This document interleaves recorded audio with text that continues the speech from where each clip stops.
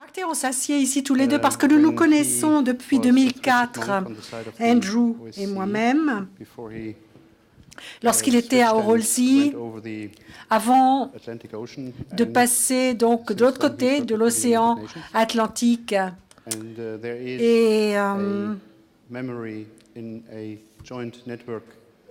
Et donc, nous avons également eu un réseau d'amis, de collègues qui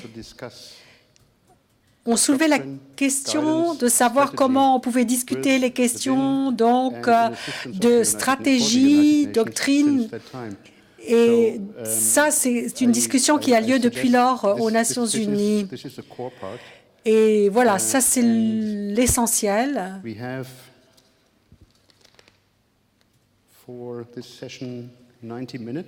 Et nous avons 90 minutes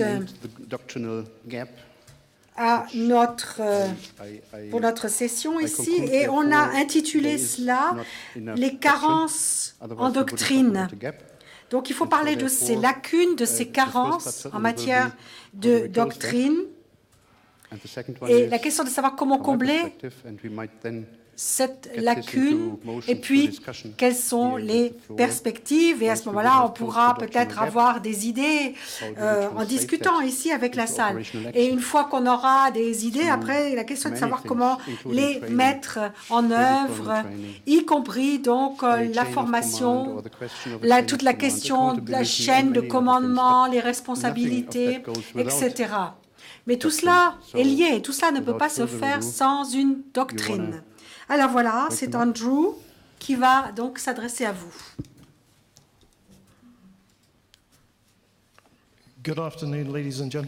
Bonjour, mesdames et messieurs, chers représentants. Normalement, je dois toujours m'excuser auprès des interprètes parce que je suis très rapide en parlant l'anglais. Mais là, en ce moment, je dois prendre des médicaments. Alors comme ça, je serai obligée d'être un petit peu moins rapide en raison donc du froid que j'ai pris. Alors, nous allons parler des différents développement en ce qui concerne justement ce cadre d'orientation stratégique. Et pour remettre les choses en contexte, je sais très bien que là, nous avons également un diagramme et ce qui concerne donc ce département des OMP. Vous voyez 4 piliers. L'un des piliers, vous voyez cela ici. Donc, ce sont... vous voyez donc au milieu... Il y a justement la division police, et donc au milieu de ce pilier, et donc c'est justement cette division des Nations Unies, police de maintien de la paix, qui se trouve située au sein donc de ce bureau. Et il s'agit bien de cela, de parler des opérations de maintien de la paix. Mais d'abord, nous avons démarré notre croissance. Nous étions petits au début et maintenant, nous pourrions être une agence de service pour l'ensemble des Nations Unies. Alors, en quoi consiste cette division police? Eh bien, tout en haut, vous avez donc le commissaire que vous avez vu ce matin, donc le consultant auprès des Nations Unies, et ensuite, il faut que je prenne le curseur ici pour vous montrer. Il y a également ici un consultant du Pakistan. Et là, il y a 3 sections. Il s'agit de la gestion des missions, le travail au quotidien avec les missions. Ensuite, sélection, recrutement. Comme l'indique le nom, il s'agit d'assurer justement le recrutement, l'évaluation des officiers de police, donc de trouver les personnels correspondants. Et puis, il y a ce que l'on appelle la section stratégique et développement, avec planification avec les équipes de police et les unités de développement de la police. Et là, il s'agit donc, par exemple, de faire face aux crimes organisés transfrontaliers, les questions de sexisme, etc. Et donc, nous avons finalement en tout 64 personnes qui travaillent à New York. Et il y a donc également les capacités permanentes. Et là, ce sont 49 personnes, par exemple, qui sont dans le sud de l'Italie et une équipe de réaction rapide. Par exemple, ce sont des forces qui sont prêtes à se déployer. Et il s'agit donc d'avoir une possibilité de gestion pour les nouvelles composantes de la police.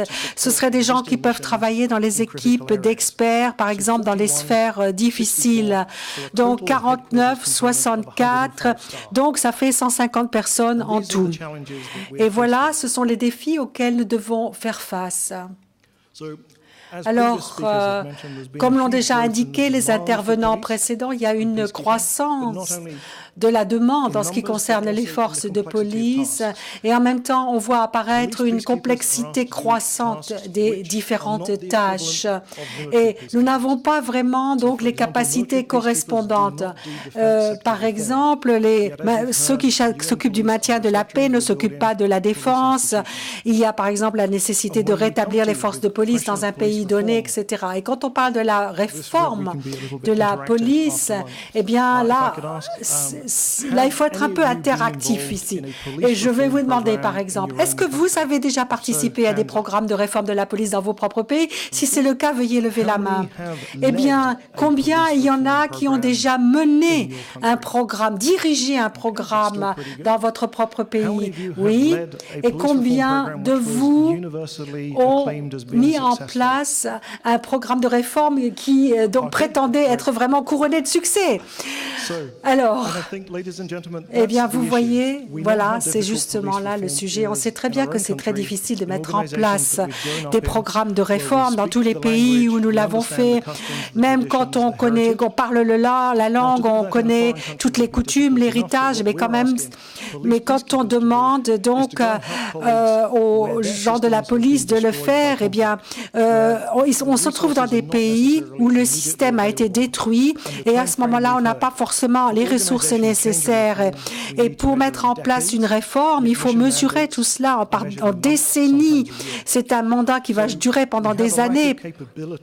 Et là, nous avons donc un manque de capacité pour le faire et le manque de compétences. Et là, c'est là qu'intervient le questionnaire. Où en est la réforme? Où en est l'académie de police qui pourrait vous permettre d'agir à l'échelon international? Je crois qu'il n'existe pas de tel centre à l'heure actuelle. Il n'y a pas d'académie des Nations Unies pour la police, par exemple.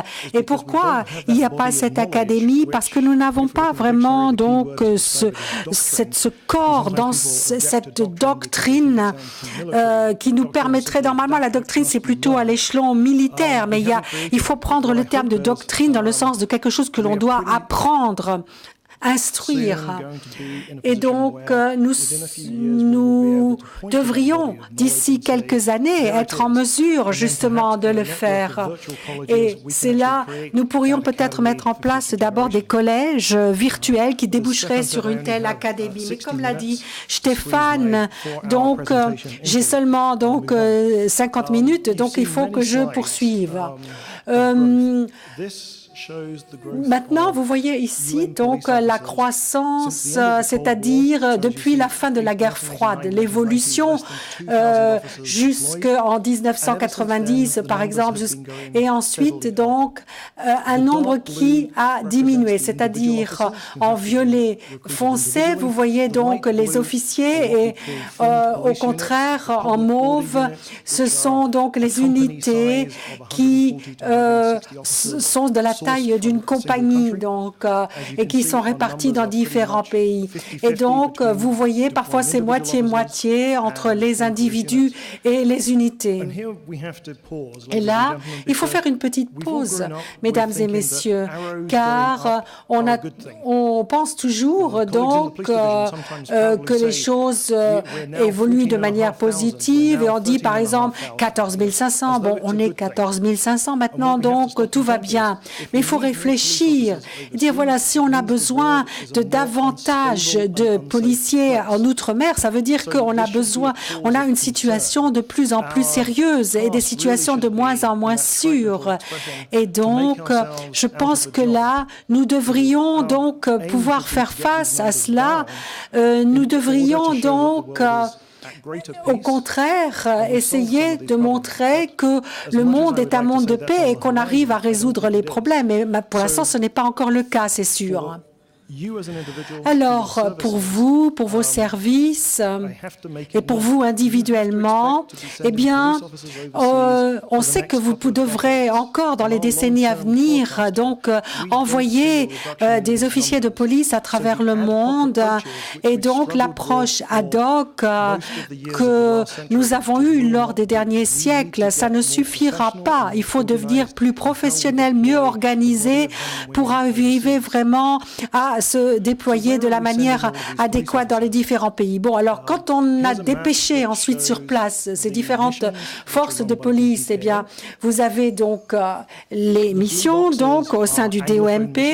Alors vous voyez par exemple les anglophones et les francophones ici, et vous, dans la mesure du possible, j'espère que vous pourrez lire le texte. Ça montre bien les où c'est cité. Par exemple, vous avez le nombre d'officiers déployés et le nombre qui avait été autorisé par le Conseil de sécurité. Bon, vous voyez les casques bleus, naturellement, et ensuite, en jaune, vous voyez le mandat. Que dit le mandat? Au moins 16 500. Et en fait, nous sommes à 14 500 déployés.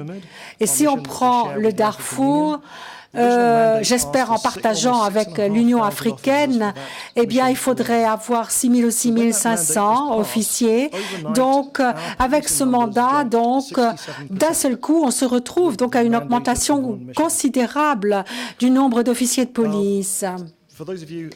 Alors, pour ceux qui sont très loin, eh bien, vous voyez par exemple le Kosovo, c'est marqué en jaune. Ça veut dire que là, nous avons 8 autorisations, mais 6 policiers seulement présents. Car, en fait, vous aviez des officiers de police qui travaillaient là-bas pour l'Union européenne. Au Kosovo, il y avait donc quelques 1200 officiers déployés. Et là, maintenant, il s'agit de parler justement des forces des Nations Unies, n'est-ce pas? Mais nous avons également, donc, il y a un département spécifique pour les affaires politiques, et là, nous dépêchons aussi des officiers de police, mais là, c'est pas seulement le français et l'anglais, c'est aussi, par exemple, le portugais en Guinée-Bissau. Et là, il y a donc des policiers sur place, et quand on regarde la Libye, il y a aussi un potentiel, il y aura besoin d'avoir aussi davantage de policiers. Au fur et à mesure que les forces quittent l'Irak, il y aura besoin aussi de davantage de police aussi là-bas. Donc la police, c'est pas seulement pour le DPKO, mais aussi pour d'autres entités. Et grâce à nos collègues, nous avons une carte. Je ne sais pas si vous avez vu à l'arrière de la salle, il y a une carte très bien faite. Si vous vous êtes servi, voilà, c'est mon transparent suivant. Et qu'est-ce qu'on voit sur cette carte? C'est le nombre d'opérations de paix qu'il y a à travers le monde. Les Nations Unies, donc, est vraiment le principal consommateur de police. Nous n'avons pas un monopole, bon, sur la police, mais quand vous regardez, je ne sais pas, servez-vous sur l'arrière, prenez cette carte, vous aurez davantage de détails. Mais vous voyez qu'il y a donc des organisations régionales. Et vous verrez, par exemple, tous les officiers de police qui sont là. Donc, finalement, on a, en fait, on ne devrait plus parler de 16 500, mais peut-être de 20 000, voire même de 25 000 officiers de police qui seraient déployés donc dans des missions d'exploration. Peut-être ils sont représentés avec différentes couleurs, mais enfin plus ou moins ils ont la même mission. Les Nations Unies ont donc seulement 88 pays sur l'ensemble des pays membres qui fournissent des policiers. Je pense que 27 nous donnent 25 officiers ou moins, 27 sur les 88 pays qui participent. Donc, il s'agit toujours d'aller dans les capitales, de se rendre auprès des ministres et dire « Nous avons besoin de milliers, enfin tout au moins de centaines d'officiers dans les différents pays si nous voulons nous conformer au mandat des Nations Unies pour maintenir la paix. » Et nous avons besoin donc si c'est possible, donc, même si l'on ne peut pas fournir des milliers ou des centaines, au moins donc une douzaine permettrait. Et donc, je reviendrai peut-être aussi sur ce qui a été dit par M. Titov. Par exemple, les 27 pays de l'Union européenne, y compris les membres permanents de l'ONU, nous donnent à peu près 5% de nos forces de police. Donc, vous voyez, il y a quand même une marge de manœuvre encore énorme en ce qui concerne la contribution à apporter. Et puis, comme tout le monde, comme le commissaire l'a indiqué, nous n'avons pas encore d'équilibre en ce qui concerne donc les sexes. Nous savons très bien que la police, elle est au mieux de sa forme lorsqu'elle représente la société elle-même et les communautés. Et donc, la deuxième partie pour l'interaction, savez-vous donc là où il n'y a pas 90% d'hommes, alors, je regarde un petit peu dans la salle pour savoir quelles sont les meilleures entités qui osent se manifester. Alors, à Buenos Aires, quelqu'un avait dit, bon, finalement, il n'y a que la cité du Vatican, finalement, que les femmes n'ont absolument aucun poste. Mais bon, regardez, en ce qui concerne le nombre d'officiers femmes, donc, je crois que il faut, le représentant donc de l'Afrique du Sud, pardon, disait qu'on recherche, par exemple, d'avoir maintenant un pourcentage de 40%. Il ne s'agit pas pour remplir donc toutes les missions des Nations Unies, mais simplement pour être efficace du point de vue de l'efficacité sur le territoire, sur le terrain, avec les gens, faire face donc aux crimes au jour le jour. Eh bien, on devrait avoir au moins 40% de femmes. Donc là, on voit qu'il reste encore beaucoup à faire. Nous avons essayé quand même de fixer un objectif à moyen terme et de dire, voilà, il faudrait d'ici 2014 avoir 20% de femmes. Et nous avons des forces de police et nous voyons par exemple l'Afrique du Sud et la Suède donc ont déjà un grand nombre d'officiers femmes, mais nous nous sommes dit bon, au moins rester à un chiffre modéré, 20%, ça doit être possible. Ce serait déjà une augmentation tout à fait considérable. Il nous reste encore 1 an et demi, donc avec votre aide, il faut essayer de voir quels sont les obstacles invisibles pour arriver donc à qualifier ces femmes et pour pouvoir sélectionner ces femmes pour les postes correspondants. Donc, encore une fois, nous avons cette volonté, mais on ne peut pas le faire seul et sans votre aide. Alors, la question est de savoir maintenant en quoi ça consiste. Eh bien, au départ, donc, le maintien de la paix, c'était quelque chose de passif. En fait, c'était un mandat passif.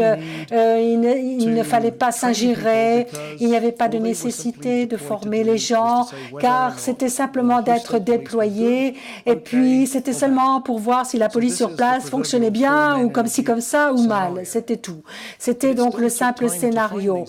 Mais ils avaient finalement donc un travail au jour le jour à faire. Et les gens, quand ils arrivaient sur place, donc ils devaient simplement faire le suivi, vérifier ce que faisait la police et essayer d'être impartial. Et maintenant, il s'agit au contraire de transmettre des aptitudes à la police, parce que au terme du mandat, jusque-là, on pouvait quand même être assez frustrant. Et puis, on se demandait aussi qu'est-ce que pensait la population. La population pensait qu'ils arrivaient, donc ces officiers de police arrivaient, ils devaient simplement rester sur les côtés et seulement donc être spectateurs lorsque de nouvelles atrocités étaient perpétrées. Donc maintenant, il va falloir au contraire développer davantage de force, et on se disait, bon, si on avait l'équipement nécessaire et si on avait le mandat correspondant, on pourrait donc éviter toutes ces atrocités. C'est la raison pour laquelle donc le mandat maintenant a énormément changé, et maintenant il s'agit au contraire donc de la police des Nations Unies a maintenant un mandat. C'est comme par exemple au Timor oriental ou bien au Kosovo depuis 1999. Donc les Nations Unies donc se sont vraiment substituées à la police sur place. Donc lorsqu'il n'y avait pas les capacités nécessaires sur le terrain, lorsqu'il n'y avait pas les services correspondants. Donc il a fallu sur le terrain se substituer à ces forces. Et à partir de là, donc, il a fallu s'attaquer, par exemple, à la criminalité sur place, etc. Bon, ce mandat-là avait été fixé d'abord seulement pour le Kosovo et pour le Timor oriental. Maintenant, donc, il s'agit d'apporter une assistance dans ces missions et essayer de mettre en place de nouvelles forces de police. Et ça, c'est le plus visible, c'est de faire appel à des unités donc de police dans le pays. Et puis, comme je l'ai déjà dit tout à l'heure, en fait, il s'agit de se servir donc de ces officiers de police pour réformer les structures qui sont en place et mettre en place de nouvelles institutions de la police. Donc, c'est un petit peu une question de formation et d'avoir une police bien équipée. Bon, alors je dirais, ça, c'est un petit peu la croissance de toutes nos missions depuis les années 60 jusqu'à maintenant. Et vraiment, le seul casier important, c'est en haut à droite. C'est ce qu'on appelle enforcing, c'est-à-dire il faut voir, par exemple, vous avez des officiers de police qui se trouvent maintenant, qui se voient confier de nouveaux rôles, et ça va très vite, et c'est une croissance exponentielle. Donc, faire face aux imprévus. Bon, en quoi consiste le maintien de la paix par la police? Où est-ce que ça démarre et où est-ce que ça s'arrête? Permettez-moi donc de vous présenter peut-être des graphiques qui sont peut-être pas tellement expressifs, mais bon, si l'on prend le conflit, et si on dit le conflit, ça représente 100 degrés. Et puis l'intensité du conflit doit se réduire, doit passer par exemple à 70, disons autour de 70 degrés, de manière à ce que les officiers de police puissent vraiment intervenir sur le terrain de manière adéquate. De l'autre côté du graphique, la mission ne peut pas se poursuivre indéfiniment, puisque de toute façon, il y a de nouvelles tâches. Donc, à la fin du spectre, il doit y avoir donc des possibilités. Vous avez des ressources rares et donc, il doit ensuite avoir des programmes de développement ou bien des systèmes bilatéraux ou d'autres acteurs qui se chargent des missions correspondantes. Alors, où est-ce que commence le maintien de la paix par la police? Où est-ce que ça s'arrête? Eh bien, on a peut-être besoin d'une entité de police qui puisse donc renforcer la loi, qui puisse faire des rapports sur les différentes observations, qui est un rôle d'observateur et de rapporteur.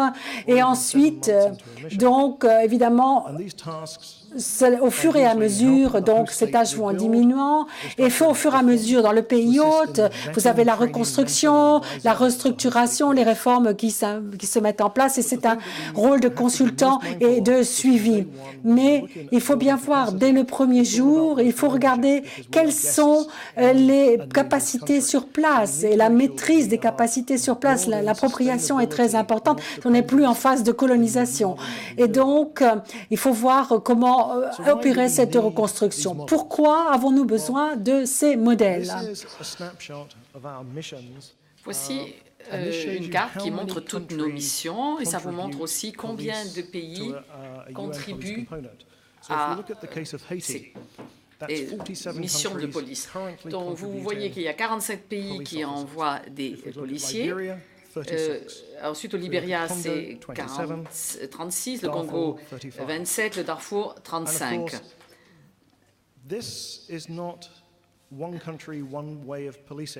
Et on ne peut pas dire qu'il n'y a qu'une seule façon de faire le travail de police, sauf peut-être en Norvège où ils ont vraiment un service national, tandis que d'autres pays... Est-ce que vous pouvez lever la main si vous avez un service national de police? Il n'y en a seulement qu'un tiers qui ont un service national. Pour les autres pays, il n'y a pas une seule façon et une seule méthode nationale de faire le travail de police, mais il y en a plusieurs. Il y a des régions, il y a les lenders, etc.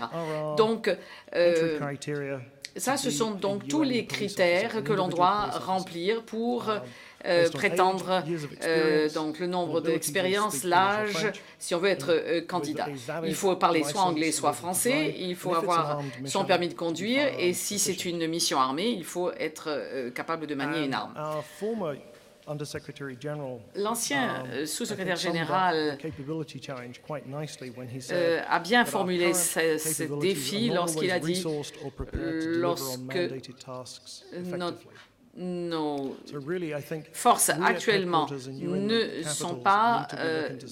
n'ont pas véritablement les critères pour pouvoir remplir ces différentes missions. Donc il faut véritablement réviser ces critères. Parce que ce que nous voulons faire, ce sont des missions vouées au succès et pas à l'échec. Donc, il faut peut-être cesser aussi parfois de réfléchir trop. Il y a beaucoup de formations, mais parfois, ceux qui ont été formés, on ne les voit jamais sur le terrain, on ne les retrouve pas sur le terrain. Donc là, il faut vraiment faire un effort pour que ce soit le cas. Il faut être certain et sûr que tous ceux qui sont formés sont véritablement la personne adéquate, sera prête à être déployée, pourra être déployée et sera la bonne personne sur place et qu'elle sera véritablement déployée. Ensuite, nous avons regardé la formation avant le déploiement et nous avons regardé ça avec l'exemple du Darfour, puisqu'on avait fait cette mission en partenariat avec l'Union africaine. Pour les policiers qui rentrent dans cette mission, seuls 10% avaient eu une formation avant d'être envoyés. Donc, au lieu de rentrer à la fin de la conférence chez vous, si on vous envoyait directement au Darfour, eh bien, on n'aurait peut-être pas plus de gens qui sont véritablement bien préparés. Si on les envoyait sur une mission auquel ils n'ont pas été préparés, eh bien, on n'aurait pas plus de pourcentage de gens bien préparés que dans le cas du Darfour. Là. Donc, les formations ne sont pas non plus toujours compatibles parce qu'on travaille avec des gens du service de formation. Nous sommes réunis et nous avons ensemble préparé un ensemble de cours de 2 semaines spécialement pour le travail de police au Darfour. Eh bien, au bout de quelques semaines, 76% des personnes qui sont arrivées au Darfour avaient reçu cette formation. Au bout de 18 mois, c'était 83%. Donc, on est passé de moins de 10% à 83% avec une phase intermédiaire de 66%. Donc, C'était un cours spécialement consacré et taillé sur mesure pour le Darfour. Et c'est devenu un peu la norme, c'est-à-dire que d'autres collègues ont repris cette même méthode.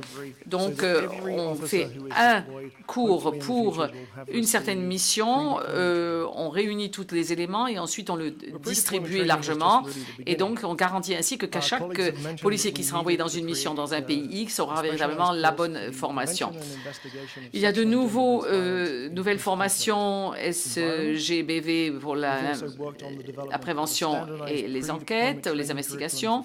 Ensuite, il y a la formation pré-déploiement des FPU et puis un nouveau cours, tout nouveau cours pour la planification de maintien de la paix par la police. Parce que on a besoin de cette planification, c'est un élément qui manque, mais on va donc envoyer cela aux différents pays membres. Et puis, il y a aussi les cours pour les formateurs, pour que les formateurs également soient capables d'intégrer le volet de planification. Donc, je vais vous laisser une copie de ma présentation où je peux vous l'envoyer si vous me donnez votre adresse email ou vous pouvez aller la chercher sur cette adresse du web, sur cette URL. Donc, utilisez en tout cas ces moyens. Et cela me ramène maintenant au travail de police dans son propre pays. Il faut de la formation harmonisée parce que le travail de police est différent là. Il n'est pas meilleur ou pire, mais c'est différent. Et ce sont ceux seulement qui ont levé la main en disant oui, on a un système de police nationale, fonctionne vraiment de la même façon dans tout le pays. Tandis que pour tous les autres pays, on fonctionne de manière à peu près similaire, mais pas tout à fait pareil. Et je prends l'image du football. Le football, c'est pas la même chose pour tout le monde. Donc, si je devais organiser un match de football à New York un dimanche, mes voisins italiens arriveraient sur le terrain de football avec un déguisement qui ressemblerait à celui des gladiateurs parce qu'avec le terme football, lui, ils associent un jeu complètement différent, un sport différent. Donc, alors, moi, je ne connais rien au football américain, je sais seulement qu'ils portent des tricots très colorés et des chaussettes étroites, mais à part ça, je n'y comprends rien. Donc,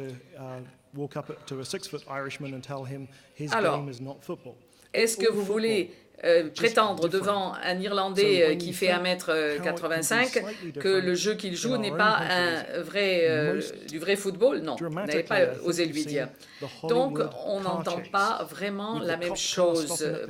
Alors, par exemple, l'histoire de la course de voiture, ou quand on chasse une voiture, quand on arrive à l'État, à la frontière de l'État, la course doit s'arrêter, on doit laisser passer.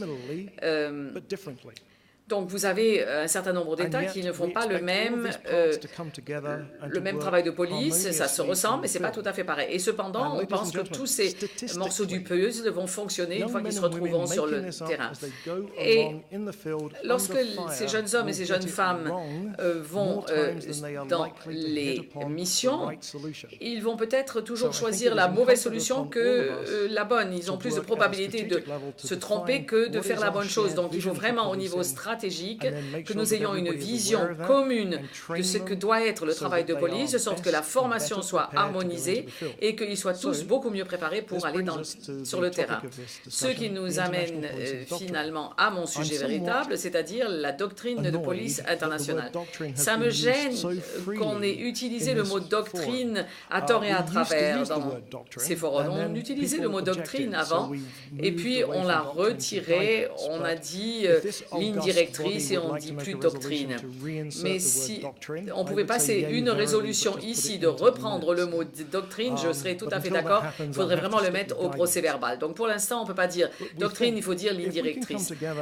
Alors, si on pouvait ensemble établir un cadre de ligne directrice stratégique commun, cette façon commune de comprendre la chose nous permettrait de mieux décrire la tâche à faire, de faire une meilleure description du travail travail du poste. Et à ce moment-là, si je dis c'est le point PD 2.1, eh bien, on sait exactement ce que je veux dire. Par exemple, je cherche une personne qui a telle et telle aptitude. Alors, on peut déjà préparer les gens à l'avance par une formation standardisée. Ensuite, il faut les préparer aussi à la mission particulière dans le pays hôte. Ça, c'est une deuxième partie. Et ça doit être suivi à la fin d'un suivi d'une évaluation. Parce que ce qui se passe aujourd'hui, c'est que je dépense 5 millions de dollars et 5 ans à construire des systèmes de formation que j'aurais dû faire simplement en quelques mois. Et on ne me demande pas si je l'ai fait de manière efficace, si je l'ai fait à temps, si j'ai respecté mon budget. On me demande simplement si oui ou non j'ai accompli la mission. Alors, comment faire pour s'attaquer à cette tâche phénoménale? Il faut se poser quelques questions de fond. D'abord, qu'est-ce que c'est que le maintien de la paix par la police? Ce n'est pas le maintien de la paix dans sa totalité, c'est simplement une partie séparée de tâches qui doivent avoir un début et une fin. Et lorsqu'on a déjà répondu à cette première question, il faut se poser la deuxième question. Comment devons-nous nous y prendre? Même en Allemagne, je suis sûr qu'il y aurait des discussions pour dire qu'il n'y a pas une seule façon allemande de le faire. Parce que c'est comme aux États-Unis. En Allemagne aussi, il y a des Länder. Si vous avez quelqu'un qui vient de Rhénanie du Nord-Westphalie, c'est quelqu'un qui a une certaine idée de dire on fait comme ceci ou comme cela, et quelqu'un qui viendra de Bavière aura peut-être une opinion différente de la méthode allemande. Donc, en tant qu'Anglais, je dois lui dire évidemment, nous ne devons pas le faire comme vous, mais nous devons le faire comme nous. Alors, une fois qu'on aura défini comment, il faut se dire, est-ce que nous sommes préparés? Donc, ce sont toutes ces questions, ces 4 questions auxquelles il ne faut pas se défiler, avec lesquelles il ne faut pas essayer de ne pas y répondre. Donc, si on dépense 1 million de dollars par policier pendant 1 an avant son déploiement, ça ne va pas marcher. Donc, il faut que l'on sache exactement comment on se prépare pour être efficace dans l'environnement dans lequel nous allons devoir agir. Et pour cela, il faut véritablement discuter avec certains acteurs. Par exemple, les directeurs de la police internationale. Eh bien, moi, je ne le sais pas finalement, et j'ai honte de le reconnaître, mais je ne sais pas qui sont ces directeurs du travail de police internationale dans chaque pays. Je ne les connais pas. Deuxièmement, nous devons aussi parler avec les responsables des centres de formation, ceux qui forment justement les policiers avant de les envoyer outre-mer. Ensuite, on a besoin d'avoir des rapports avec l'université, avec ceux qui font de la recherche. On a besoin d'un système dont le directeur Ryan parlait tout à l'heure, un rapport avec les agences de développement, avec le PNUD, avec la GTS, avec USAID, les aides au développement des différents pays. Donc, toutes ces agences doivent être nos homologues, on doit travailler avec eux. Et finalement, on a besoin d'un dialogue qui monte jusque tout en haut du niveau de la hiérarchie dans les divers gouvernements. Parce que ce sont ceux qui sont responsables politiquement et qui occupent les postes de haut niveau qui vont finalement prendre les décisions et faire quelque chose ou pas. Non. Il faut aussi réévaluer ces frontières. Vos frontières ne sont plus vos premières lignes de défense, ce sont vos dernières lignes de défense dans ce monde moderne complètement connecté. Parce que si un pays est en danger, tous les pays sont en danger. Donc, nous avons fait un briefing pour les 193 pays des États-Unis en septembre 2011. Ils nous ont dit qu'il fallait remplacer le mot doctrine par ligne directrice. Nous n'avons pas accepté. En octobre 2011, on a fait une formation des directeurs de la police. Ensuite, on a fait certaines quantités de réunions régionales. La première était au mois de juin en Indonésie, avec 60 pays de la région Asie-Pacifique. Ensuite, une réunion réunion à Buenos Aires en Argentine avec l'Amérique latine et les Caraïbes. Réunion suivante, elle va avoir lieu à Kiev en Ukraine. Ça sera donc au mois de mars et la devise, ça sera de Vancouver à Vladivostok. Vaste programme. Et puis la prochaine réunion sera soit dans la région subsaharienne ou en Asie. Enfin, dites-nous si vous avez envie d'organiser une réunion régionale, nous vous aiderions volontiers. Et ensuite, il faudra trouver les réponses, parce qu'on va envoyer des gens qui auront des possibilités de négocier, qui auront des pouvoirs aussi pour le faire. Et vous avez vu qu'on commence par une répartition géographique. Mais après, on va travailler par thème et plus par région. C'est-à-dire qu'on va choisir un thème et que les spécialistes vont se réunir, par exemple des spécialistes de l'investigation de la criminalité. Et on va réfléchir comment on peut trouver des systèmes de points communs, de dénominateurs communs qui fonctionnent dans un système avec des différences culturelles. Est-ce qu'on peut se contenter d'un seul programme ou est-ce qu'il faut en avoir 2 ou 3 ou 4 tout prêts à utiliser? Mais on peut faire ça qu'avec vos experts, mais pour ça, il faut que vous nous envoyiez vos experts.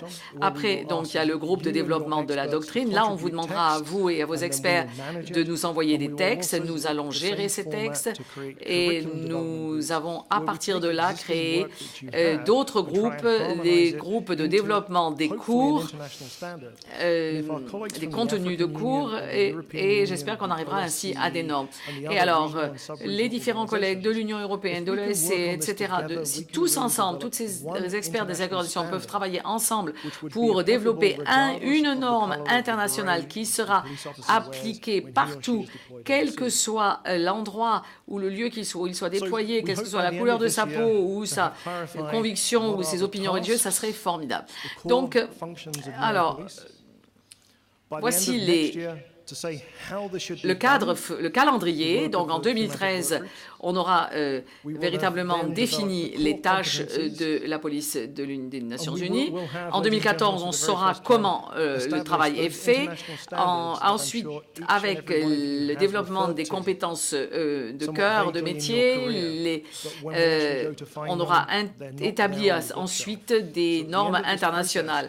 Donc, tout cela, ce sera donc mis dans des manuels et c'est vers la fin de mon exposé, je voudrais remercier le gouvernement norvégien parce que sans leur aide politique et sans leur aide financière, ce projet n'aurait jamais vu le jour, il n'aurait jamais été mené à bien. Donc, je veux donc les remercier ici et nous continuons à chercher du support politique, financier et humain pour mener à bien ce projet dans ces diverses phases futures. Je vous remercie donc. Je vais vous laisser ma carte de visite, elle est très longue et l'adresse email, elle est à la fin. C'est Carpenter. Donc, n'envoyez pas Carpenter@UN parce que, comme Catherine a pris sa retraite, les messages sont perdus. Voilà pourquoi j'ai mon lien ici directement sur l'écran, de sorte que je n'ai pas besoin de vous distribuer à chacun une petite carte de visite. Et maintenant, je vais vous laisser à notre directeur Ambriola qui va vous présenter sa vision pour expliquer comment nous voulons créer une force de police professionnelle qui permettra véritablement de faire la différence durablement.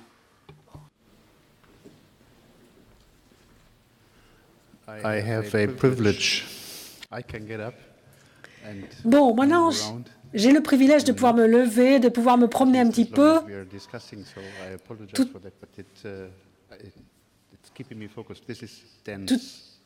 Je sais que c'est très complet, très intensif ici. Bon, pour ma part, ce n'est pas la première fois que j'entends donc l'exposé sur ce sujet ou que je le lis, mais je pense que c'est très, très intéressant. Et c'est vraiment quelque chose qui montre bien justement la complexité de cette entreprise. Alors, je me tourne maintenant vers la salle pour voir qui souhaiterait discuter avec Andrew et qui a des questions à poser ou a des commentaires à faire.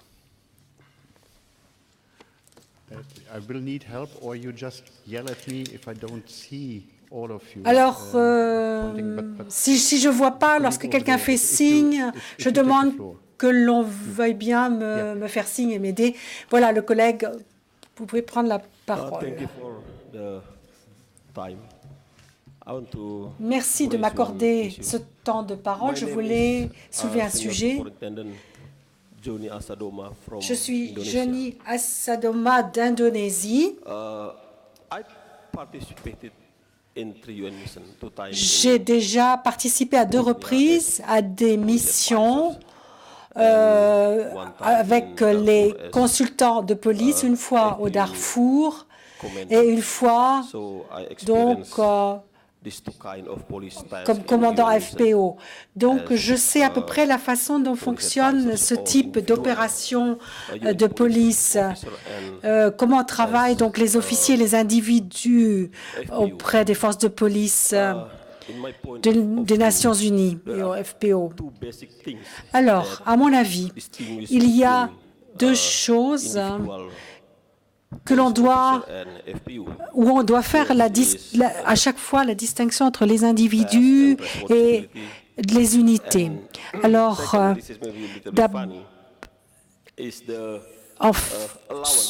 en fait, c'est en fait ce qui est autorisé. Il y a de grandes différences entre les unités et les individus et les consultants qui arrivent à titre individuel. Alors, en ce qui concerne les officiers de police à titre individuel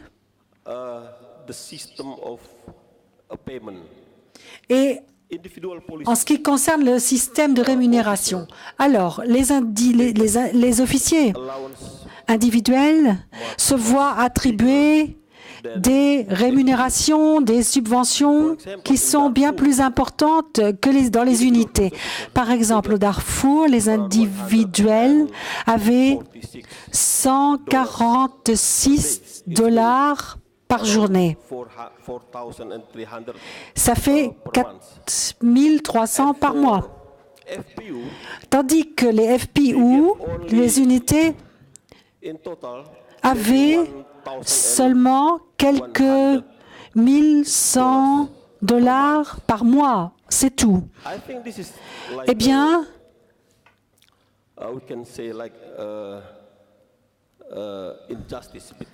je pense que ça crée une sorte d'injustice, d'inégalité entre ces différentes forces de police dans les missions.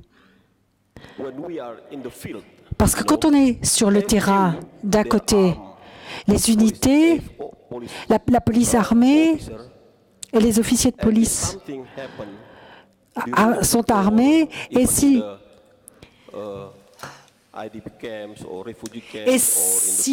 se passe quelque chose à proximité des camps ou n'importe, eh bien,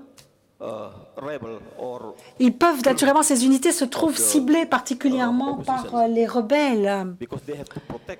C'est quand même eux qui doivent protéger la police, les officiers individuels. C'est eux qui sont donc sur le front. Mais quand on regarde le niveau de rémunération, eh bien, ils ont un solde bien moins important que ceux qui sont là à titre individuel. Alors, c'est quelque chose que les gens discutent sur le terrain. Ils se demandent entre eux, sur place, pourquoi est-ce qu'il y en a qui ont 1100 $ et pourquoi est-ce que les autres officiers ont près de 5000 $ américains par mois. C'est une différence considérable. En plus de cela, les individuels se voient payer sur place, c'est-à-dire qu'ils sont payés mensuellement. Ils ont leur solde mensuellement. Mais dans les unités, les forces des Nations Unies font passer la rémunération par le gouvernement. Donc, ils payent au gouvernement et c'est le gouvernement qui doit ensuite reverser les salaires dans la zone de mission. Ce qui fait que ça prend énormément de temps. Et très souvent, j'ai vu que c'était au bout de 3 mois seulement, ou même que ça prenait 5 mois pour que les gens soient payés, pour qu'ils aient leur solde. Donc c'est une forme de discrimination dans le traitement des gens, des forces de police, la façon dont les forces de police des Nations Unies sont traitées. Et une fois, il y a eu donc une supervision qui a été effectuée depuis New York, et j'ai déjà soulevé le sujet là-bas. Et le représentant des Nations Unies me disait, ils savent très bien, ils admettent que ça ne marche pas, ils admettent que c'est quelque chose qui n'améliore pas particulièrement la motivation des officiers de police, cette façon de les traiter. Mais, nous disait-il, ils ne peuvent rien faire car ce sujet doit être soulevé en Assemblée générale et devrait trouver à ce moment-là l'assentiment de la majorité des pays membres. Donc, je saisis l'occasion pour dire que ce sujet devrait être abordé, soit par vous-même, soit par Anne-Marie, soit par les autres participants, pour qu'enfin, donc, le paiement des rémunérations des policiers soit effectué en égalité pour tous. C'est très important. Merci. C'est important de parler de ça, bien sûr, vous avez raison. C'est un problème que j'ai moi-même constaté au cours de toutes ces années. Mais je voudrais ajouter autre chose. D'abord, il y a ici le monsieur quatrième rangée à gauche, le commissaire Hafti veut prendre la parole également, et je voudrais vous encourager à vous exprimer et que vous meniez la vie dure à Andrew parce qu'il est préparé à vous répondre, parce que vous lui posez plein de questions pour que vous nous disiez qu'est-ce que vous voulez que nous fassions, nous, en tant que Nations Unies, et ce que vous attendez de nous, parce que c'est tellement énorme comme tâche. Il faudrait que vous mettez ça surtout comme sujet principal de vos questions. Merci beaucoup. Commissaire Sawadogo du Burkina Faso. Ma question a trait au Darfour. Et je sais que la mission du Darfour est une mission non armée, donc c'est un mandat non exécutif. Peut-être qu'au départ, les exigences du terrain de la mission ont commandé que le mandat soit non exécutif.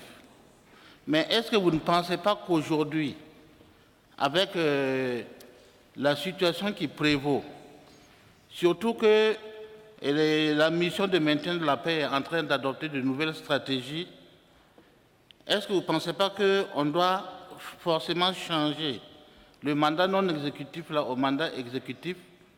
Si je le dis, c'est parce que j'en viens de cette mission et nous constatons sur le terrain que les policiers de la mission, n'étant pas armés, quand il y a une embuscade, bon, ils sont sous la protection des FPU. Eux-mêmes, ils ne peuvent pas intervenir, donc ils sont à la merci des assaillants. Ça, c'est un.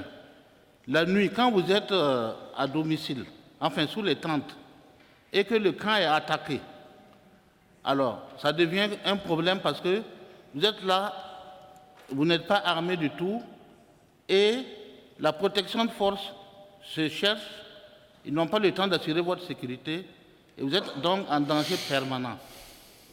Est-ce qu'il n'est pas temps qu'on change ce mandat à l'image de la Côte d'Ivoire, qui est une mission armée, le Congo qui est une mission armée, Haïti également qui est une mission armée? C'est ma question. Je crois que j'ai compris. Merci. Commissioner Hafti. Merci Stéphane. Je voudrais, comme je prends la parole pour la première fois, joindre ma voix à tous qui m'ont précédé pour remercier les autorités allemandes pour avoir pris l'initiative de cette importante réunion. J'aurai moi-même demain à faire une présentation et j'aurai l'occasion en ce moment d'exprimer beaucoup plus de points de vue.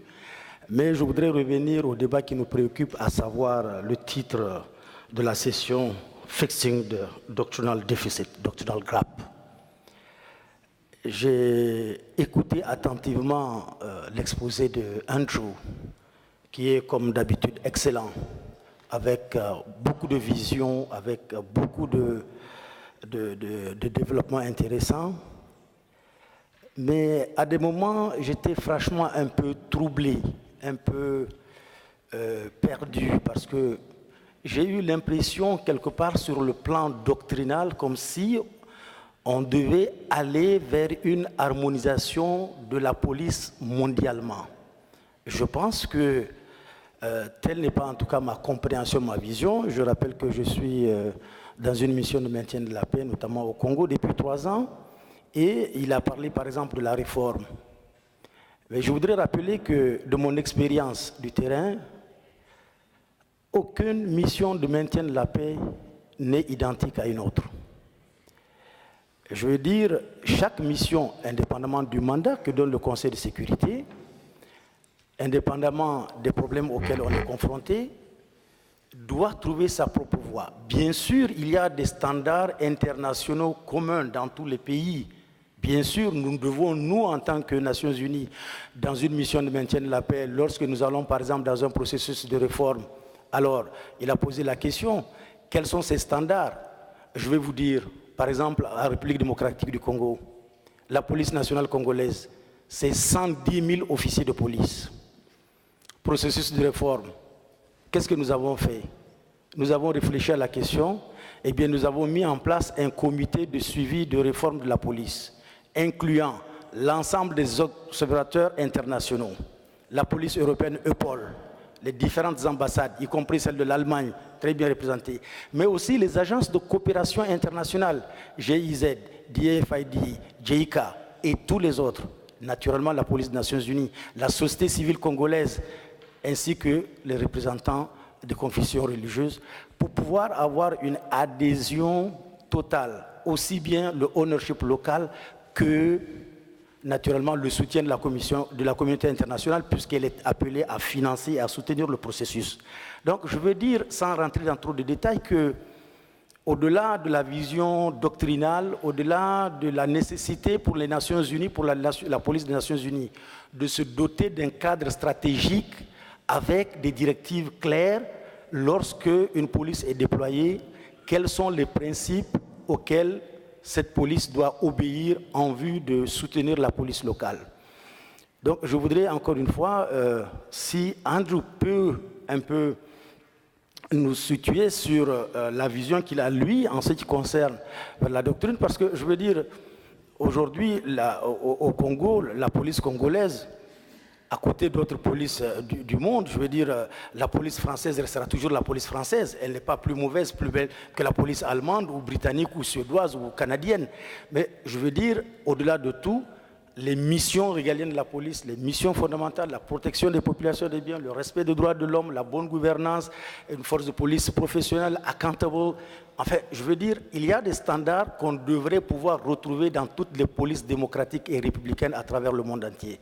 Mais je voudrais voir au niveau de Andrew, par rapport à cette position doctrinale, quelles sont sa vision. Et je rappelle aussi qu'aujourd'hui, comme vous l'avez souligné, au niveau, par exemple, moi, de mon entité, de UNPOL MONUSCO de Congo, nous avons 27 pays avec une seule diversité, des officiers de police suédois, ukrainiens, nigériens, canadiens. Comment avoir une doctrine pour imposer? Alors, est-ce que c'est une projection de l'avenir? Est-ce que ce sera la police internationale du futur? Ou bien nous sommes en train de parler de peacekeeping d'aujourd'hui? Je vous remercie.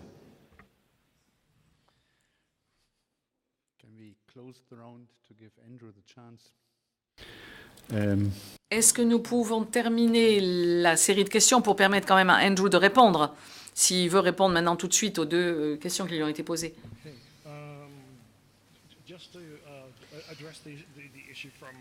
Alors, je répondrai d'abord à notre collègue indonésien. Je crois que vous avez donné la réponse à votre question parce que vous avez dit que finalement, ce sont les États membres qui décident ça. Nous, ce que nous avons essayé de faire avec les symboles que je vous ai montrés sur l'écran, nous avons essayé, en toute humilité, de présenter ça comme un symbole pour toute la police des Nations Unies, que ce soit un FPU ou un IPU. Et il n'y aurait pas de différence. Ce sera toujours police des Nations Unies. Mais la question des remboursements et des rémunérations, elle est évidemment déterminée par les moyens des pays membres. Et là, il y a des différences énormes entre des personnes qui travaillent dans le même pays et celui qui touchera des indemnités de $100 par jour et l'autre peut-être $28 par jour. Donc, il ne faut pas oublier que pour faire venir des FPU, les exigences sont bien différentes que quand il s'agit de faire venir des individuels. Ce ne sont pas les mêmes catégories de personnel qui sont visées là. Donc, évidemment, là aussi, il y a des arguments qui peuvent aller dans les deux sens. Mais finalement, c'est de toute façon les pays membres qui décident la rémunération. Concernant la question des unités sur le terrain au Darfour, je crois que nous avons un collègue de la République d'Afrique du Sud ici. Peut-être qu'il pourrait se manifester. Merci. Alors, pouvez-vous me corriger si je me trompe? Le contingent sud-africain de la mission de l'Union africaine au Darfour était d'abord armé. Et ils sont revenus à Pretoria en demandant d'être non armés parce que nous sommes les victimes, nous sommes visés par des calibres 9 mm. Et à moins qu'on ait... et n'importe qui peut avoir accès à ces armes automatiques, alors qu'il n'y a pas assez de pistolets. Et c'était véritablement un objet de prestige. Donc, les policiers qui étaient armés avec ces pistolets étaient facilement victimes parce qu'on voulait leur voler leur pistolet, tout simplement, parce que c'était vraiment un objet tellement défini. Donc, on a dit que finalement, ça ne nous servira pas à grand-chose d'avoir de ces pistolets alors que les autres sont armés de Kalachnikov. Donc, cette histoire d'armement... Et dans beaucoup de cultures, si votre adversaire est armé, vous lui tirez dessus facilement. Tandis que s'il n'est pas armé, vous n'allez peut-être pas entrer en combat avec lui. Donc, c'est peut-être plus sûr de ne pas porter de pistolet. Bon. Alors, je voulais aussi revenir... le mandat et l'armement ou le non-armement, ça n'est pas toujours couplé. Nous n'avons pas, à Haïti par exemple, ce ne sont pas des mandats exécutifs. Mais pour sa sécurité personnelle, les différents policiers sont armés. Et donc, il n'y a pas toujours le mandat exécutif qui veut dire automatiquement mandat armé. Donc, je ne sais pas si je me trompe, mais... si nous disons la Nouvelle-Zélande, c'est un pays où les policiers ne sont pas armés. S'il y avait une mission exécutive en Nouvelle-Zélande, est-ce que les officiers ne seraient pas, ou plutôt les policiers ne seraient pas nécessairement armés, n'est-ce pas? Alors que si vous envoyez une mission dans un pays où les policiers sont traditionnellement armés, ceux qu'on envoie seront aussi armés. Quand il y a un mandat de substitution, parce qu'il n'y a pas de police locale, de police du pays d'hôte. Je veux être certain que je ne me trompe pas, mais je crois que l'on pourrait me corriger si je me trompe. Ensuite, il y avait la troisième question qui était une bonne question. Je crois qu'il faut appeler ça un petit peu travail de police paramédical. Soyons clairs, quand il s'agit d'apporter de l'aide aux pays hôtes, quel est l'idéal? L'idéal, ce serait d'avoir, si je continue avec l'image médicale, un médecin consultant qui vous dit, voilà, je connais votre anamnèse, je connais vos maladies, on va vous donner un traitement et après, on va vous soigner. Ça serait formidable. Si on pouvait se permettre le luxe de faire ça. Mais lorsqu'il s'agit de missions de paix ou de maintien de paix par la police, nous sommes plutôt comme des infirmiers. C'est-à-dire que nous sommes là juste pour stabiliser le patient. C'est-à-dire qu'on va sur le théâtre de l'accident, sur le lieu du crime, on stabilise le patient et ensuite on le fait rentrer à l'hôpital et c'est à l'hôpital où il va être soigné, traité et peut-être se remettre. Voilà donc un des problèmes qui nous donne du fil à retordre, c'est-à-dire qu'on ne sait pas vraiment la définition. Qu'est-ce que c'est le maintien de la paix par la police?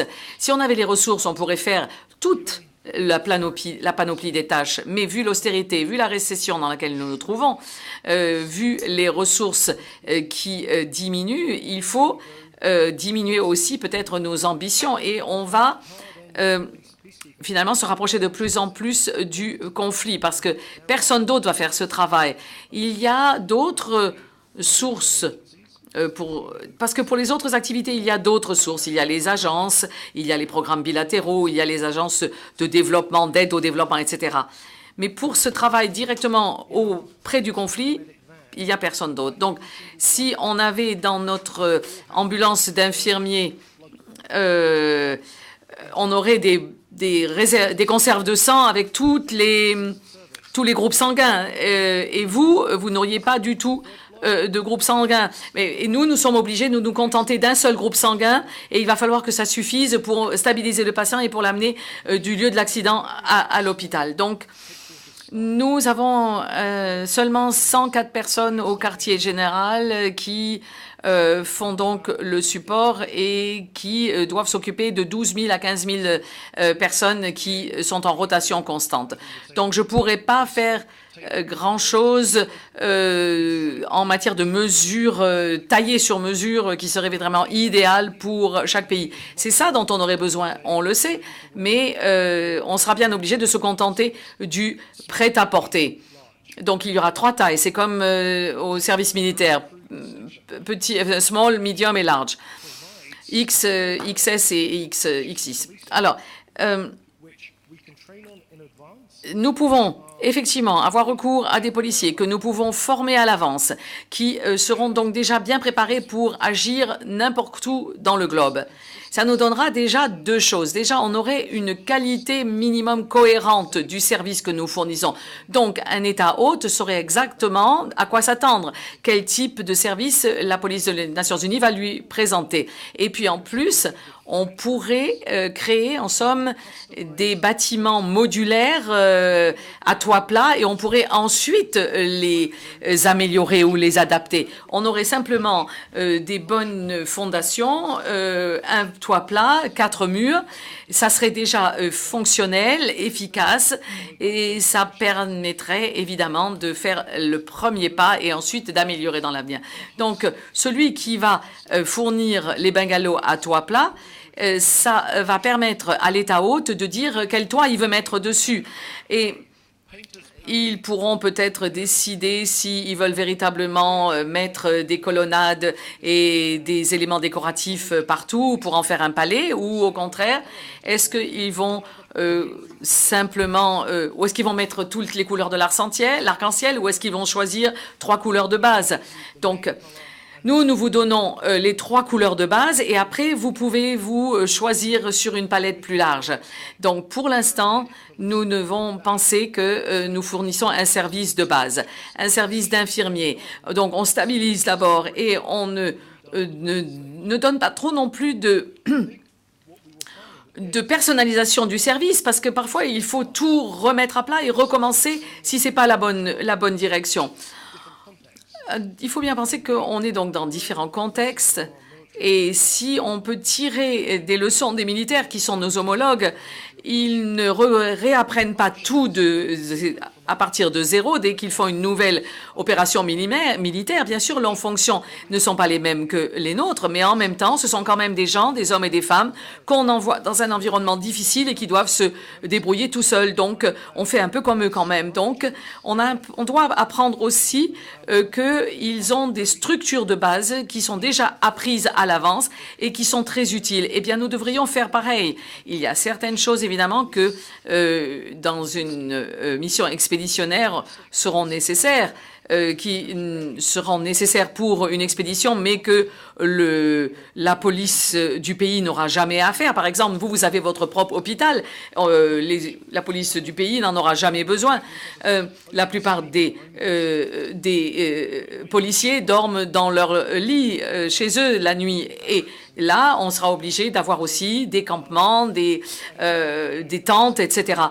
Donc, c'est certainement très intéressant cette discussion parce que c'est aussi la discussion que nous menons avec ceux qui sont sur le terrain et nous essayons de rendre leur vie plus facile. Et j'ai l'impression en ce moment que le travail de police, c'est un petit peu comme les soins pour le cancer. On a découvert ce travail sur le terrain parce que le système de rotation a été perdu. Et chacun de ces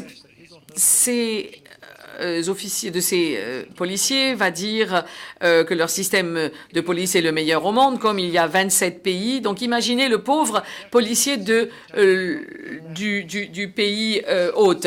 Imaginez, il a d'abord, pendant 6 mois, eu un Japonais qui lui a dit que le système Kanban était le meilleur. Ensuite, il y en a 2 qui viennent de la gendarmerie argentine qui vient lui expliquer quelque chose d'autre. Après, il y aura encore un autre d'un autre pays. Donc, à chaque fois, ce sont des méthodes de police qui sont toutes excellentes, qui sont tout à fait efficaces, mais qui ne sont pas pareilles. Donc ça va vraiment causer le trouble chez le pays hôte. Voilà pourquoi je préconise qu'on ait au moins un système standardisé, un manuel de base. Ça ne vous empêche pas, après, de peaufiner ou d'ajouter quelque chose, mais au moins, il y a une certaine standardisation au départ, de sorte que il faut... quand on dit avancer, ça veut dire qu'il faut être juste 2 pas en avant, mais il ne faut pas dire qu'on doit avoir déjà fait la moitié de la rue en courant. Donc après, la police haute du pays hôte peut décider ce qui lui convient et ce dont elle a besoin. Est-ce que ça répond peut-être en partie à votre question? Ça, si elle répond déjà qu'à la moitié de votre question, je serais déjà content. Liberia also wanting to take the floor. And... Je crois que le représentant du Libéria souhaitait également prendre la parole. Et je dépasse un petit peu mon rôle d'animateur de la session puisque nous sommes à 2 ici seulement. Mais d'abord, essayez de simplifier quelque peu. Effectivement, dans toutes les sociétés où je me suis rendue, j'ai vu donc les différences. C'est pas seulement au sein de la République fédérale d'Allemagne, les différentes forces de police en Bavière ou ailleurs, mais finalement, il est tout à fait normal et même positif d'avoir des différences, puisque la police reflète les différences dans la société aussi. Et si on tient compte des différences culturelles et de l'histoire, les fondements de la société dans les différents pays, eh bien, la police doit également refléter cela et être différente dans les différents pays. J'ai connu des forces de police de 54 pays différents. Et donc, il y a pourtant quand même des choses que l'on peut identifier. Fonction de l'ordre, de la stabilité. Et ça, c'est à exécuter de manière similaire. Et en fait, on voit que les officiers de police, entre eux, parlent aussi un petit peu le même langage, qui viennent en fait d'un même système. Maintenant, concernant le mandat, puisque c'est de là que tout démarre. Le mandat indique ce que les forces de police doivent faire. Et si l'on parle, par exemple, de la résolution 1244, par exemple, du Conseil de sécurité, quand il s'agit de mettre en place une force de police intérimaire et quand il s'agit de mettre les forces de police au Kosovo, par exemple, eh bien, il n'y avait pas de spécification, il n'y avait pas de cadre, il y avait simplement une attente. On disait, voilà, allez-y, faites, et il faut déboucher sur des résultats. Et on nous exigeait beaucoup de notre part. Et ensuite, ils sont partis comme ça, ils se sont mis en mouvement sans avoir de modèle pour lutter, par exemple, contre le crime organisé. Et comment faire cela sans cadre? Et comment faire un travail exemple, du travail aussi sous-jacent pour obtenir les preuves qui soient valables devant un tribunal, par exemple aussi, un travail donc de renseignement. Alors, comment faire? Soit vous n'arrivez pas, donc, ou sinon, il faut essayer d'harmoniser les choses. Et dans une mission, eh bien, si vous n'arrivez pas à cette harmonisation, vous vous trouvez dans un cycle. Si vous n'essayez pas que chacun essaie de faire de son mieux pour répondre aux exigences du mandat, eh bien, ça ne marche pas. On vous dira, voilà, ça ne marche pas. Donc, quand on se place dans cette perspective, je pense qu'un effort d'harmonisation avec un cadre d'orientation stratégique, ce serait quelque chose qui nous permettrait de repérer ce que nous pouvons faire et essayer donc de nous protéger d'un autre côté contre des choses que nous aurions bien du mal à faire. Et alors, il y aurait toujours des attentes à notre égard. Et si nous ne le faisons pas, nous essayons de le faire. Finalement, on réinvente la roue. Bon, parfois, il y a des échecs, parfois, il y a des réussites. Et en fait, je trouve que c'est quand même beaucoup plus convaincant, à mon avis, d'essayer de trouver une voie pour utiliser les ressources de manière plus ciblée, plus efficace, en essayant donc d'aller dans le même sens. Ça ne veut pas dire qu'on crée une seule et même police partout. Ça n'irait jamais. Et bon, nous dépassons de quelques minutes les horaires, mais je pense que c'est une question très, très intéressante, très passionnante. Oui. Je reviendrai sur ce qui a été dit, ce que vous nous avez dit. On peut revenir sur ces différents points et à ce moment-là répondre nous devrions à ce moment-là élaborer une sorte de cahier des charges pour savoir en quoi doit consister le travail de la police et comment donc pouvoir déboucher sur de telles forces de police. Et c'est à cela que doit servir une telle doctrine. Par exemple, à Moravia, nous avons une situation où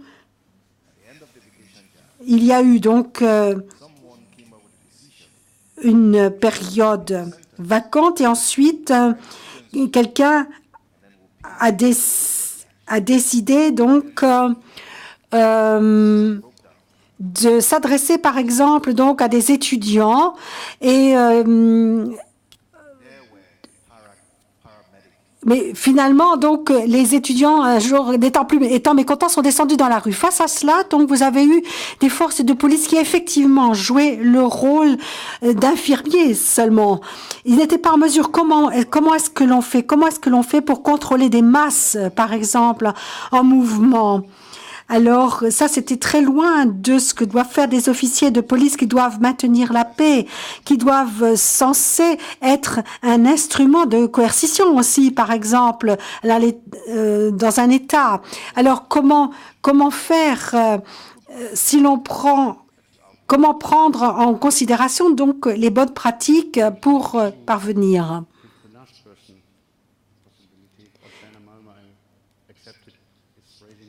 Là, je vois. Je demanderai à se limiter là parce que sinon, on ne pourra pas prendre de pause café. Alors, juste une réponse brève, oui. Merci à Andrew pour cette présentation qui nous inspire beaucoup. Dans votre projet de doctrine, vous parlez également de conférences régionales. Je crois qu'il y en a déjà eu donc en Indonésie et en Argentine. Pourriez-vous nous donner un petit feedback sur ce qui s'est dit, sur ce qui a été discuté dans ces conférences? Est-ce que ça vous a inspiré? Est-ce que ça vous a fourni de nouvelles idées face à ce projet de doctrine?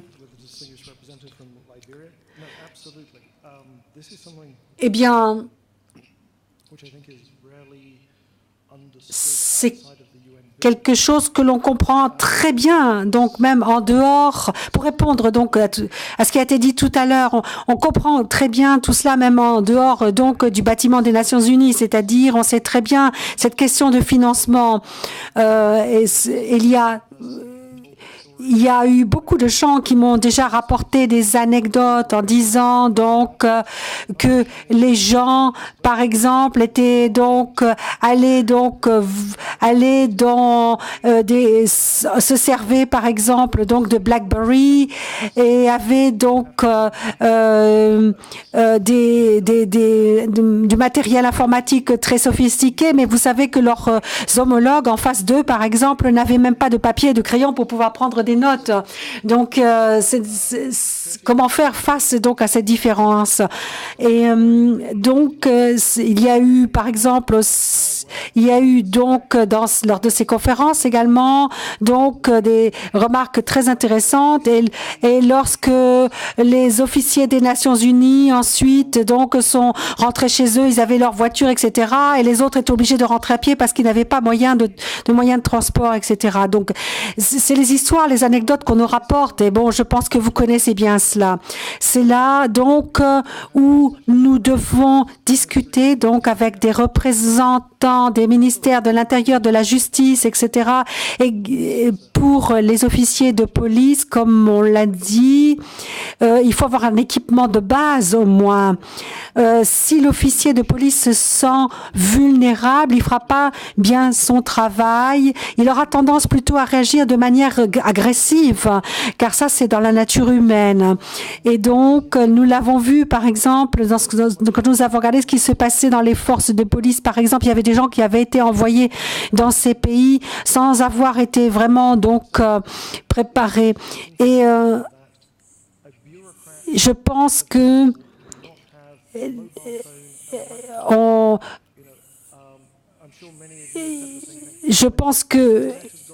lorsque vous n'avez plus d'internet, vous n'envoyez pas d'email et vous dites vous pouvez plus communiquer, vous dites vous pouvez plus communiquer, et donc à ce moment-là vous allez peut-être donc descendre dans le couloir et parler aux gens directement. Bon, mais la question quand même de l'équipement est absolument indispensable pour les forces sur place. Il faut veiller quand même à avoir un strict minimum d'équipement professionnel, et je crois que ça c'est vraiment un point non négociable sur la liste. À partir du moment où les officiers sont envoyés sur le terrain, il faut qu'ils aient au moins un kit minimum, un ensemble, et ils doivent également les avoir à disposition de leurs homologues en face d'eux.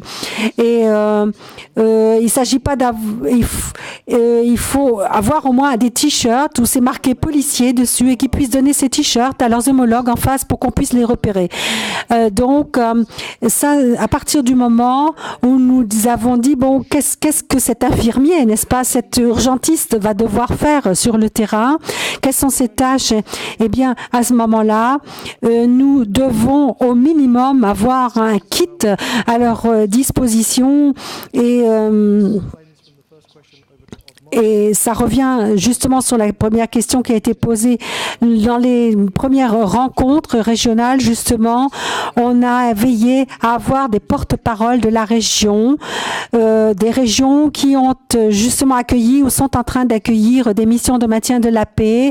Et il faut en parler donc avec respect. Et ils nous expliquaient de manière respectueuse, voilà ce qui a marché, voilà ce qui n'a pas bien marché, voilà ce qu'il aurait dû être fait, etc. Ça, c'est très, très important d'avoir leur feedback. Et puis, également, ce que nous faisons aussi parfois, donc, dans le pays d'accueil, nous disons, ils sont des clients, en fait. C'est un terme de client qu'il faut utiliser, donc il faut leur fournir un surface correspondant. Bon, Stéphane a dit, bon, c'était la pause café, mais bon, j'essaie de répondre encore une fois en 30 secondes. Donc, nous avons eu des régions, des conférences régionales vraiment fantastiques. Australie, Indonésie, bon, ça a été déjà un très bon démarrage. Ce qui a peut-être moins marché, c'était peut-être le karaoké. Bon, j'étais peut-être moins douée pour aller chanter, donc. Mais bon, en fait, nous avons constaté quand même une sorte de convergence. Essayer de trouver une convergence, les points communs, comme l'avait dit Stéphane, tenant compte bien sûr de toute la variété qui existe au sein des équipes, mais quand même nous avons trouvé donc dans les deux conférences que les responsables des polices, les directeurs disaient qu'en fait il y a 4 composantes: le commandement, l'opération et l'administration et la formation de capacité et le développement. Et bon, ça c'est très intéressant, et même avec 2 groupes, nous avons eu 2 groupes, et les 2 groupes ont dit voilà, bon, c'était les éléments essentiels.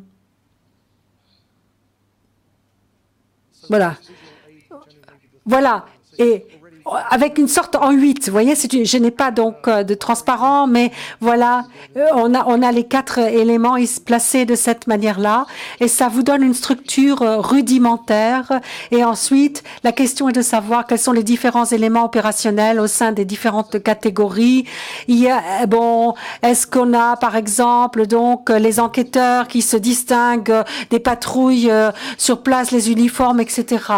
Bon, est-ce que l'on peut simplifier parfois? Est-ce que l'on peut réunir certains éléments? Et dans le magazine dont vous avez eu des exemplaires aujourd'hui, eh bien, il y avait donc un exemple de travail pour rétablir le système de justice dans un pays. Et ce qui est très intéressant, mais quand même ironique, c'est que tous les officiers des Nations Unies étaient tous habillés de la même manière. Et donc, dans la région, ils nous avaient dit, bon, les officiers devraient avoir tous le même uniforme pour savoir qui fait partie de la police des Nations Unies. Et donc, ça montrait qu'il fallait voir comment les différentes aptitudes des officiers sont utilisées ensuite en mission. La question donc durant quelles sont donc les compétences essentielles. Et en fait, dans les pays membres, on nous disait pensez aux uniformes, à la possibilité d'identification très rapide, et penser à la classification, penser au rôle joué, et donner donc un poste attribué spécifiquement à un officier au lieu de donner simplement des missions très générales. Bon, si vous avez d'autres besoins de compléments d'information, vous pouvez me contacter ou mes collègues, car nous souhaitons qu'à la suite, qu'ensuite notre produit donc soit très représentatif, aussi représentatif que possible. Merci.